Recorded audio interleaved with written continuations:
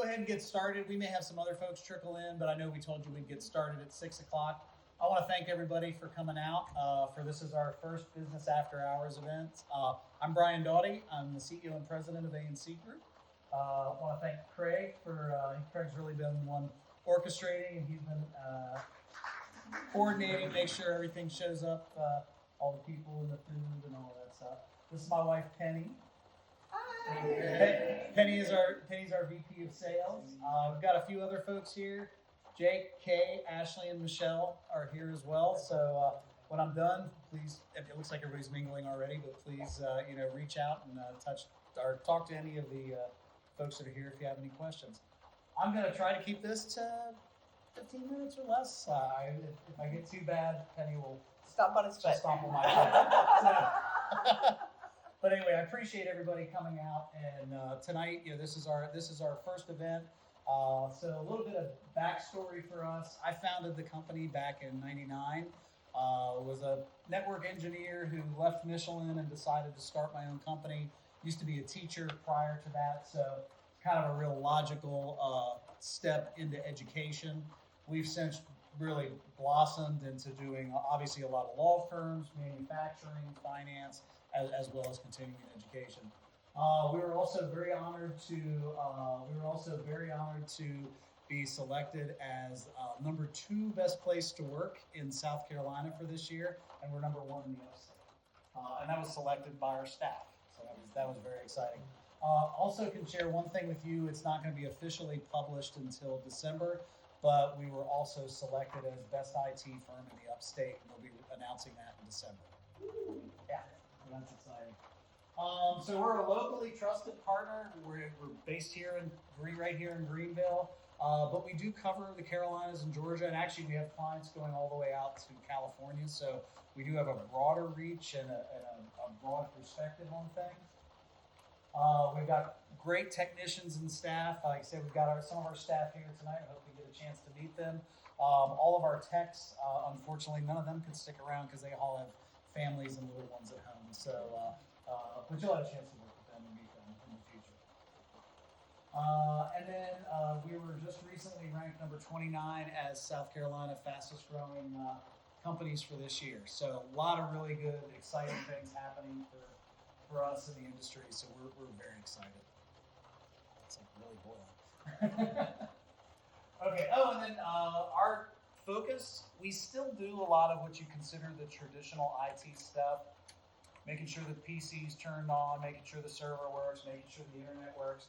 But our focus is really around cybersecurity, and the new focus that we're adding is, of course, AI. Every industry out there is going to be impacted and shaped by AI and cybersecurity. So these 2 topics will probably be our primary focus for the coming years. So I want to talk about just core threats that specifically impact law firms. The first is data loss. So when people think of data loss, they typically think of my files got erased or something happened. But I want to throw that acronym out there, CIA, and it's not the 3-letter organization that spies on everything. CIA is 3 different ways of looking at your data. So the first is compliance. Are we storing our data in a way that is approved and secure? The integrity of the data. The files might still be there, but were they changed? So a lot of times when you get hacked or ransomed, they don't necessarily delete the files. They go in and change things. And I mean, just look in your My Documents folder and how many different files do you have in there? How could you go back and determine what was changed and what was left?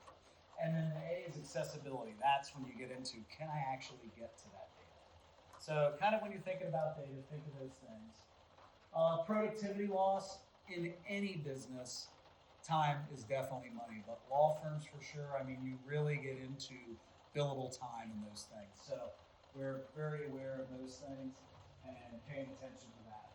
Our reputational loss, for a law firm, probably more than most other businesses, if people don't trust you, your phone will never ring. And so we really focus on, and I'm going to give you a couple of stories tonight of some firms that had some issues battling reputational loss. Compliance and client expectations, new standards like FTC safeguards and NIST. You may very well be required legally to adhere to these standards and not even realize it. That's one of the things that we do is we come out and we meet with clients, determine what is not only what's their technical risk, but what's your compliance and your legal risk as well. And then last, your vendor and cloud risk. Everybody's like, oh, my stuff's in Microsoft 365, I'm good. Yeah, unless 365 has a problem or any other vendors. Most of the cyber attacks that are happening today to businesses are starting with a third-party vendor that has a relationship with that company. It's not actually coming in directly to the company that ultimately is.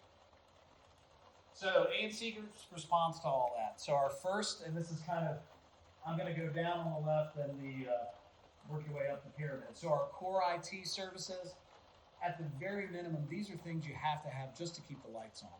You want to make sure that the computers turn on, that there's at least a minimum level of security on those things so our employees can work and they're fairly well protected. The next layer is our secure IT stack. This is where we get serious about cybersecurity. This is where we're really working to keep the bad guys out, and if they do get in, identifying it as quickly as possible, controlling any damage, and getting them back out. The third one is disaster preparedness, that complete IT.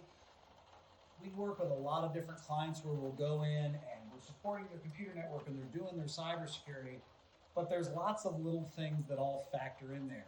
Backups being one of them, software licenses being one of them. So our complete IT is kind of a catch-all that gets a lot of those different categories. And then the last two parts of the pyramid are two new service offerings that we've started offering in the last 2 years.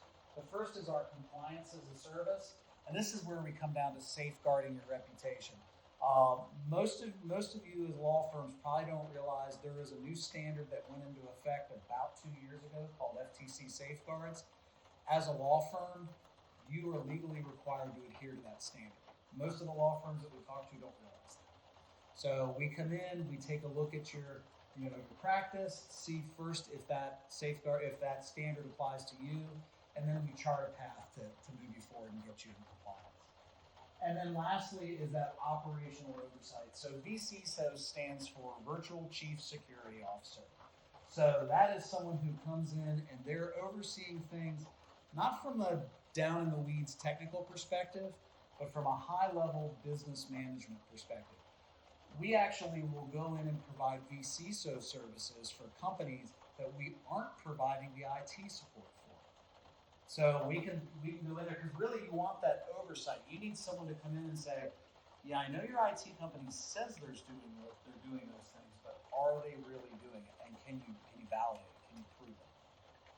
So that's our response to the threat that law firms tend to bump into. So I want to share with you just a few stories. First one, this is one I actually got called in. I got a phone call from another IT company, and it was kind of a horror story. They were like, "Yeah, we do their IT support, but it's outside. It's outside our scope. We're flipping out a little bit because the client. They're like, well, we have a local server, but we're moving everything to the cloud. It wasn't Office 365, but it was another major cloud vendor, and they're like, we're good. Everything's in the cloud, and the cloud vendor is backing it up, air quotes. So what happened was they had an office manager who'd been there for 10 years. This was the lead partner's right arm. They know this person, and this person ended up getting upset. Thank you for coming out. They knew this person. They got upset with the owner, and they're like, well, I'm going to leave, but I'm going to burn some bridges when I leave. So they didn't just go in and delete a bunch of files. That actually would have been a better outcome. What they did is over a period of months, they would move files, they would change data within files, they would delete some files. So ultimately, when they finally left, files had either been modified, moved, or destroyed. And so when we came in there, it was like, okay, how do we figure this out? Well, the icing on the cake, their employees were all sharing login to that cloud resource. They couldn't even go after that employee because they didn't know it was her that did it. They didn't even know. So their current IT company was only backing up stuff on the local machines, not in the cloud, because the cloud they back up all that stuff for you. Well, in reality, the cloud backups only went back 30 days and didn't track file changes or modifications to the file. So it was a horror story. It really was. So what they should have done differently, they should have had identity management. Everybody should have a unique login, unique identity wherever they go. They should have had data loss protection in there. When we talk about that, we kind of say, look, you want to have your data in 3 different silos. What's publicly consumable, like your website? What's internal, like maybe an employee handbook? And then what's confidential? Obviously, case files and things like that. And then last thing, you need off-site immutable backups. So you can take a backup, no one can change the backup, and even if you're backing up a cloud, like Office 365, I always say read your EULA, your end user license agreement. Even Microsoft says, if our servers die, it's your responsibility to back up your data. So that's one of the things that we recommend is coming in and making sure we're backing up that cloud data. So another fun one. Had a company and what's that?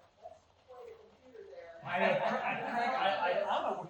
I'm not sure where you got that. I love these smoke.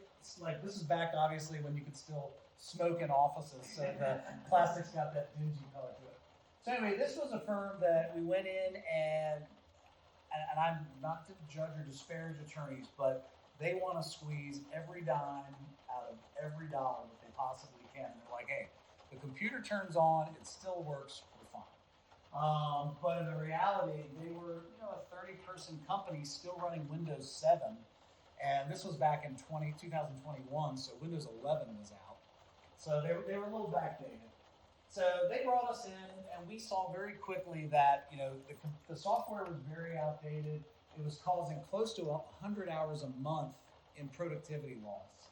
And worse, they were running an operating system that hadn't been supported in years, so the security risks were huge.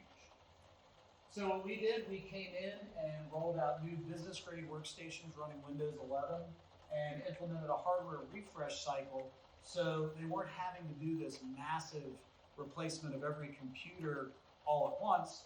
We kind of budgeted for it. So we'll do a little bit each year. We had that factored in. And what that did, system downtime dropped to almost nothing. Apps and files loaded almost immediately. And the big gain, staff productivity and morale increased. We've all been there. We've been working on a machine that just flakes out or is just dog slow. It wears on your employees. Definitely does. So this one is not one of our clients, but I wanted to take this straight out of the headlines. This happened 18 months ago. So I guess, yeah. So so not even 18 months. In August of 24, there was a South Carolina law firm that was breached. And they later realized that an unauthorized actor not only got into their system, but they were able to take data out of the network and they got sensitive data. The kicker, the data that they got wasn't even their own clients. It was 7,600 individuals who were clients of their clients. So they had been gathering records and different case information and stuff and had been storing it, hadn't stored it securely. So a federal class action lawsuit was filed in early 2025 and the outcome is still pending on that. So what got them was they had highly sensitive information. The breach was allowed to happen because they had slipshod security in place. And the exposure to the relationship had no direct relation to the firm. So all these people are like, I don't even know your company. Why do you have my data? So what they got wrong, first thing, they detected the intrusion back in August and they didn't tell anybody until February 2025. So South Carolina has the South Carolina Data Breach Security Act. You have 72 hours. If there's a significant data breach, you have to at least notify the feds, your insurance company, all those people, get them engaged. They will then dictate the schedule of when you need to let the people who are impacted by the data loss know. Obviously, going 6 months isn't going to cut it because there's a lot of damage that can happen. So investigation reviewed that, of course, it took several months delaying the mitigation, notification, and remediation of those that were impacted. And because of these delays, the potential damage exploded. So their lawsuit is all about the potential and real damage that those folks have.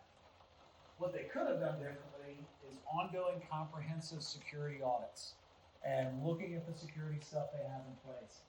Regular vulnerability scans and penetration testing. It used to be that say, oh yeah, we do a pen test once a year. All right, what happens if something happens the day after you do your test? We recommend quarterly or monthly on those things. Phishing tests, over 90% of hacks happen as a result of an employee clicking a phishing email. Worse, 1 in 5 of your employees will click a phishing email. So training, this goes right to the heart of securing your network, is training your people. Incident response playbooks and tabletop drills, you only have one chance to get it right. If you have an incident, you've got to get it right, not only just in terms of when do I engage law enforcement, when do I call the insurance companies, but God forbid, I have to get in front of a camera and tell somebody what happened. You need to have that script totally written out, who's going to say it, what they're going to say, and so that's one of the things we help. Okay, last one, and curious if maybe you guys have had this happen. So a new client recently approached us because they were getting questions from their clients saying, hey, what are you doing to protect our data? How are you keeping us secure? So they invited us in to do a cybersecurity and compliance assessment. And during that process, we identified gaps, but more importantly, we identified that firm, they were required to adhere to the new FTC safeguards rule, which came out in 2023. They had never even heard of it. So what we found, they had no written information security program. You have to have a written plan. If something happens, it's like fire drills. When we were all kids, you're in school, hey, it's a fire drill, you gotta do this. You wanna practice those same things. Lack of periodic risk assessments, no designated person. If there's a fire, who's in charge? So you wanna designate somebody, this person's in charge. And then failure to monitor and regularly test your safeguards. So what the rule requires, regular risk assessments, implement security controls to prevent access for unauthorized users. Your data needs to be encrypted, not only when it's in rest, but also when it's in transit. So that means if it's on your laptop or on a server, it needs to be protected, or if you're emailing a file, also needs to be protected. And lastly, develop and test an incident response plan. Oh, one more. And continuously monitor, train, and evaluate your security program. So I always tell folks that security is a process. It's not a destination. You don't check the box and get to go home. It's ongoing. So what we ended up doing for them, we remediated the identified gaps in their cybersecurity. We delivered our compliance as a service solution. And what that did is we developed and maintained all their written documentation that they needed. We gathered and stored the required evidence, and also conducted regular risk assessments. And then lastly, our virtual chief security officer, we provide that executive level oversight. So we meet with their board of directors, their leadership, and it really becomes more about a business function rather than an IT expense. And lastly, we do audit support. So FTC safeguards, NIST, HIPAA, any of those compliance, once a year you got to get up and show the auditors that you really are doing these things. So we actually gather and keep all that evidence, so when it comes time for the auditors, it's the easy button. We will produce your report and provide it to the auditors. So some real outcomes. So that hostile employee, they did implement an identity management solution along with disaster recovery. They did experience some client losses, you could imagine, but they saved their business, which not everybody can say when they have a breach like that. The second one, they saw a marked increase in employee productivity, specifically measured in billable hours and per employee revenue. And lastly, this was my favorite.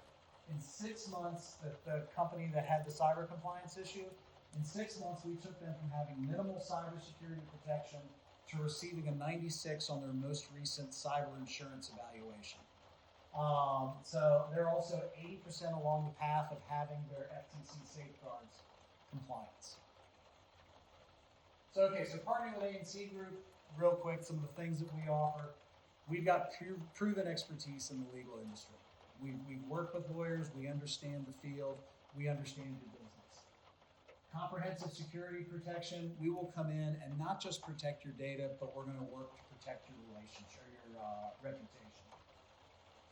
Strategic alliance through our vCISO services. As I mentioned, we're going to work with not just your staff to make sure the computers turn on, but we're going to work with your leadership and your board of directors to make sure that they understand, okay, we've got a roadmap, we've got a path forward, oh, and we have to pay for all this, so we have to have budget alignment. And we're a people-first partnership. That is probably the core thing about us. Every one of my employees, if you ask them what the most important thing that I drill home, Penny drills home, and everybody else, it's the client experience. We're nothing if we don't have a good client relationship. We're just another IT firm. We have strong loyalty with our clients because of that focus on the client experience. So if something here kind of resonated with you, or you're like, oh, that might be us, I encourage you to come over, talk to one of the folks that are here with ANC Group, schedule a free cyber risk assessment. But even if you decide, no, I don't want to work with ANC Group, we've got an IT company, take action.